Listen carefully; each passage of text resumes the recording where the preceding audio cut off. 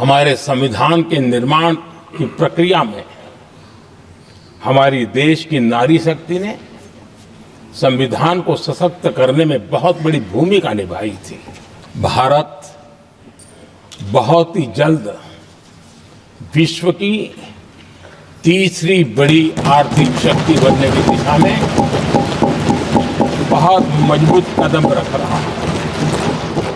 हम सब के लिए और सभी देशवासियों के लिए इतना ही नहीं, विश्व के लोकतंत्र प्रेमी नागरिकों के लिए भी हमारे लिए ये बहुत ही गौरव का पल है।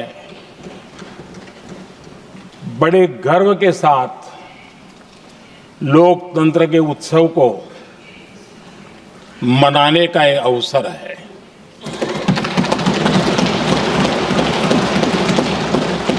संविधान के 75 वर्ष की यात्रा, यादगार यात्रा और विश्व के सबसे महान और विशाल लोकतंत्र की यात्रा, इसके मूल में हमारे संविधान निर्माताओं की दीर्घदृष्टि, हमारे संविधान निर्माताओं का योगदान और जिसको लेकर के आज हम आगे बढ़ रहे हैं, ये 75 वर्ष पूर्ण होने पर एक उत्सव मनाने का पल है।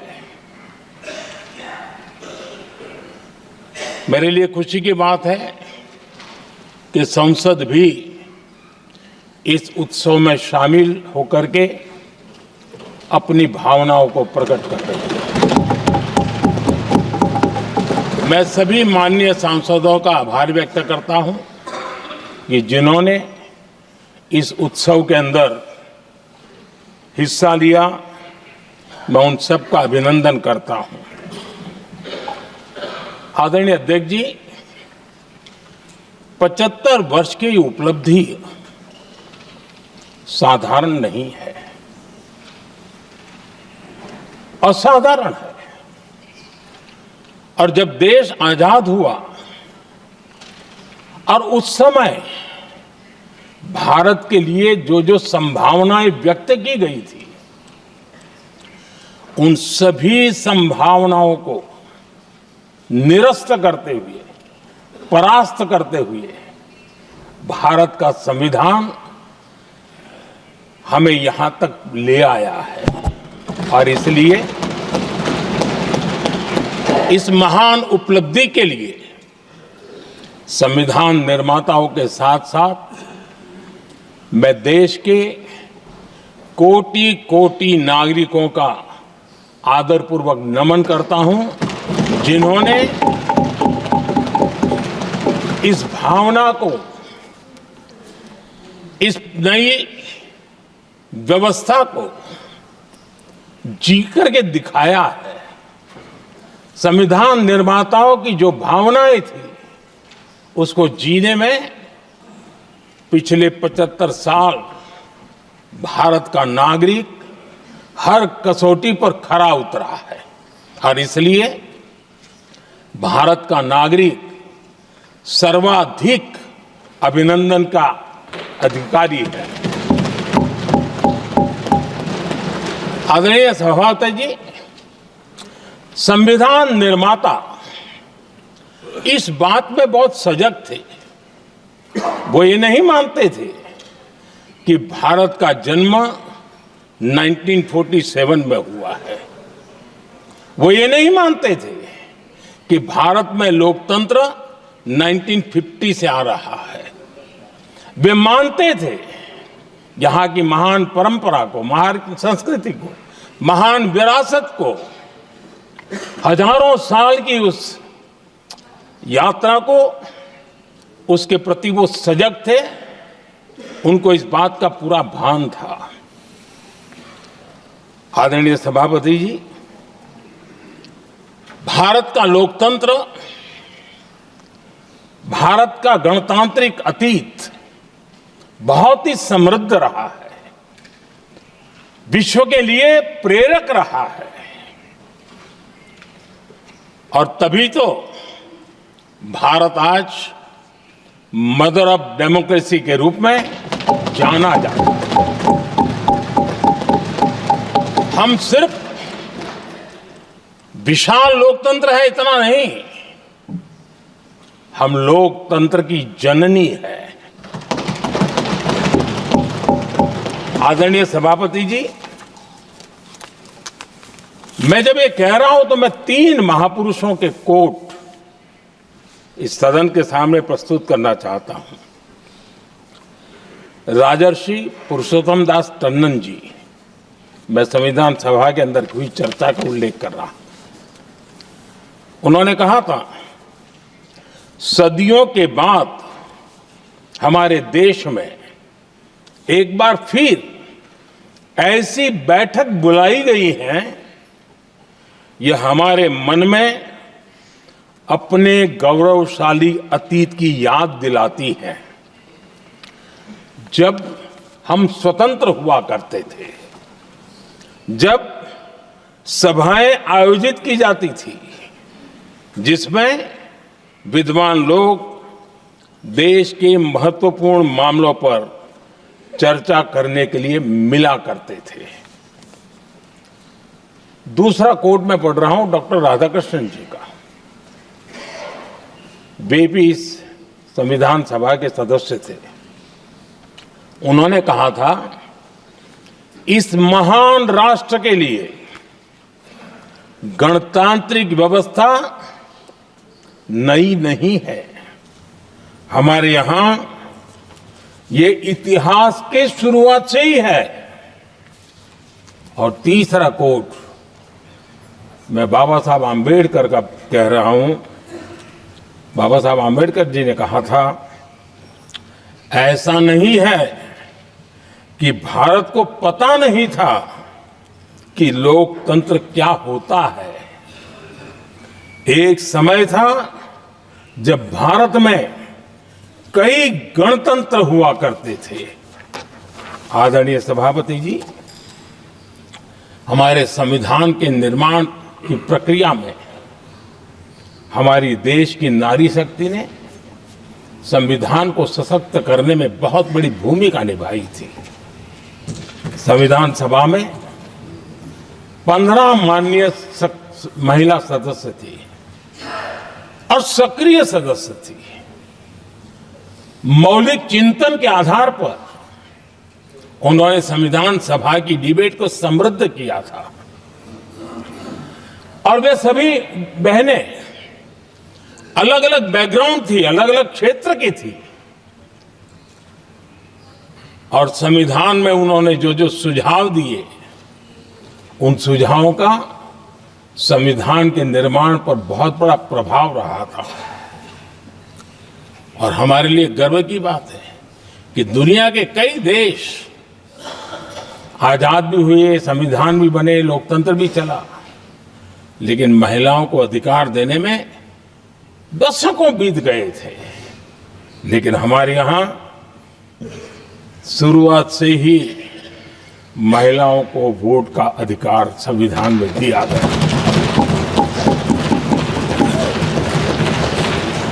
आदरणीय सभापति जी, जब G20 समिट हुई, उसी भावना को आगे बढ़ाते हुए, क्योंकि संविधान की भावना को लेकर के हम सब जीने वाले लोग हैं, हमने G20 की अध्यक्षता के दरमियान विश्व के सामने विमेन लेड डेवलपमेंट का विचार रखा। और विश्व के अंदर विमेन डेवलपमेंट से अब आगे जाने की जरूरत है। और इसलिए हमने विमेन लेड डेवलपमेंट की चर्चा को अंजाम दिया।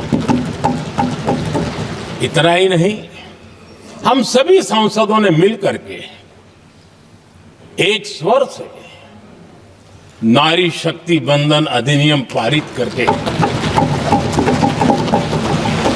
हमारी महिला शक्ति को भारतीय लोकतंत्र में उनकी भागीदारी सुनिश्चित करने के लिए हम लोगों ने कदम उठाए।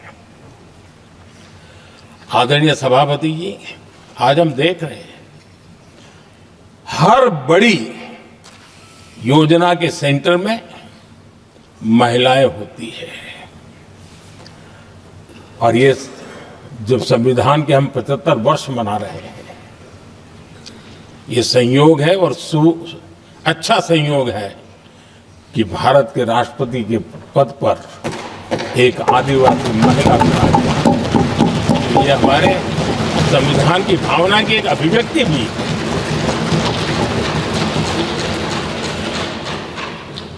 आदरणीय सभापति जी, इस सदन में भी लगातार हमारे महिला सांसदों की संख्या बढ़ रही है, उनका योगदान भी बढ़ रहा है। मंत्रिपरिषद में भी उनका योगदान बढ़ रहा है। आज सामाजिक क्षेत्र हो, राजनीतिक क्षेत्र हो, शिक्षा का क्षेत्र हो, खेलकूद का क्षेत्र हो, क्रिएटिव वर्ल्ड की दुनिया हो, जीवन के हर क्षेत्र में महिलाओं का योगदान, महिलाओं का प्रतिनिधित्व देश के लिए गौरव दिलाने वाला रहा है। विज्ञान के क्षेत्र में, खास करके स्पेस टेक्नोलॉजी में उनके योगदान की सराहना हर हिंदुस्तानी बड़े गर्व के साथ कर रहा है। और इन सब की सबसे बड़ी प्रेरणा हमारा संविधान है। आदरणीय सभापति जी, हमारा देश बहुत तेज गति से विकास कर रहा है। भारत बहुत ही जल्द विश्व की तीसरी बड़ी आर्थिक शक्ति बनने की दिशा में बहुत मजबूत कदम रख रहा है।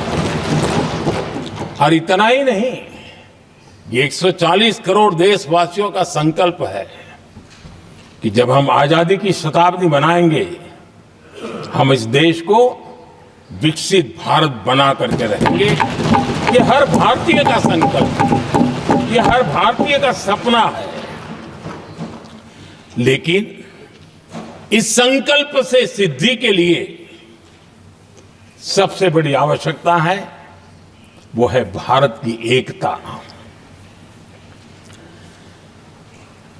हमारा संविधान भी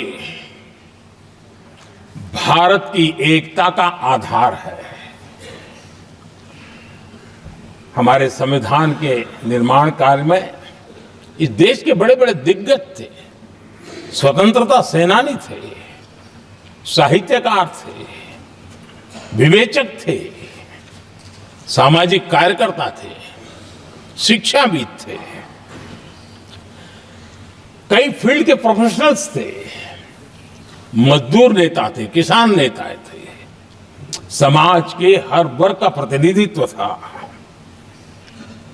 और सबके सब भारत की एकता के प्रति बहुत ही संवेदनशील थे।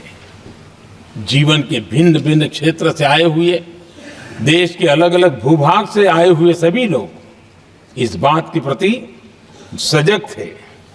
और बाबा साहब अंबेडकर जी ने चिताया था। मैं बाबा साहब का कोट पढ़ रहा हूं।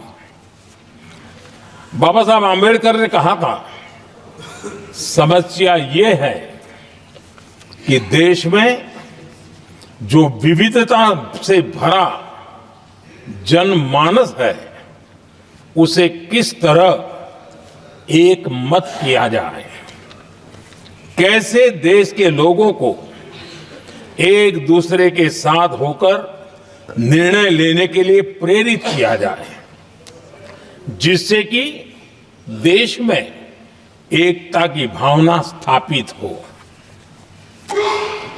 आदरणीय सभापति जी, मुझे बड़े दुख के साथ कहना है कि आजादी के बाद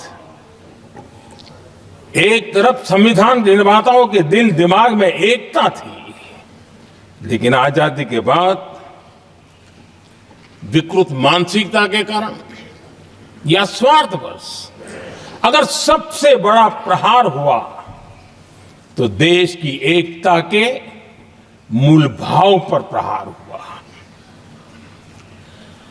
विविधता में एकता, ये भारत की विशेषता रही है।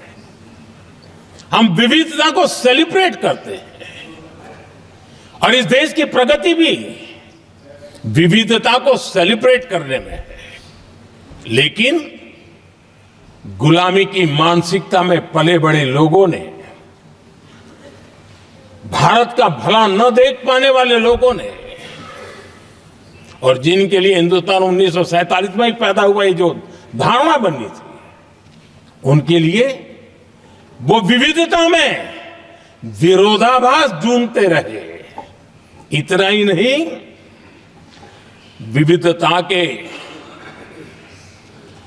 इस अमूल्य खजाना है हमारा, उसको सेलिब्रेट करने के बजाय उस विविधता में ऐसे जहरीले बीज बोने के प्रयास करते रहे ताकि देश की एकता को चोट पहुंचे।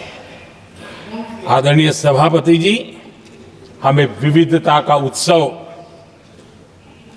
हमारे जीवन का अंग बनाना होगा, और वही बाबा साहब आंबेडकर को सच्ची श्रद्धांजलि होगी। आदरणीय सभापति जी,